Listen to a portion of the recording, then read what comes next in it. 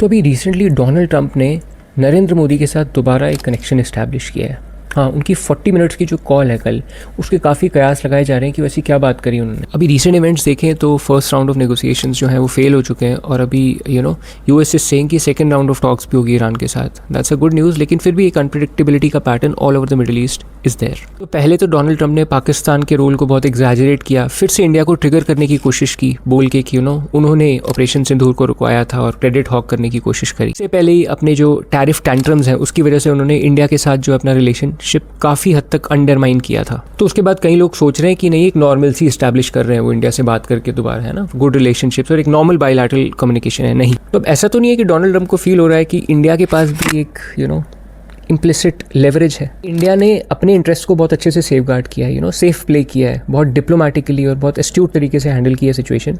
और अब उन्हें रियलाइज़ हो रहा है कि नरेंद्र मोदी के पास भी कुछ कार्ड्स हैं। ईरान के एम्बेसडर ने तो ये तक बोल दिया है कि इंडिया हमारा इतना अच्छा फ्रेंड है कि हमने टोल तक चार्ज नहीं किया। जो टोल हम सबसे लेंगे वो इंडिया से हमने चार्ज ही नहीं किया और शायद आगे भी ना लें। काफ़ी लोग कह रहे हैं कि ट्रंप ने ये वॉर इस चीज़ को भी मद्देनजर रखते हुए किया है कि चाइना के एनर्जी सप्लाई पे उसका कंट्रोल हो एंड चाइना को वो चोक कर पाएँ कहीं ना कहीं उनका फ्यूल इकोनॉमी। तो काफ़ी लोग देख रहे हैं कि चाइना बहुत एग्रेसिव हो रहा है धीरे धीरे, जैसे उसके इंटरेस्ट जो है वो खतरे में पड़ रहे हैं। चाइना ने कहा है हमारा ईरान के साथ एग्रीमेंट है और अगर आपने ब्लॉकेट की और हमारी शिप्स को कोई भी प्रॉब्लम आई तो इसके कॉन्सिक्वेंसेज होंगे। अब चाइना ने यहाँ तो एग्रेसिवली रिस्पॉन्ड किया, लेकिन चाइना ने थिएटर ऑफ वॉर और इन्फ्लुएंस भी चेंज कर दिया। चाइना चले गया साउथ चाइना सी वाले एरिया में। तो इंडो पैसिफिक में चाइना ने ताइवान के अपोजिशन लीडर को बुलाया और उससे बातचीत करी।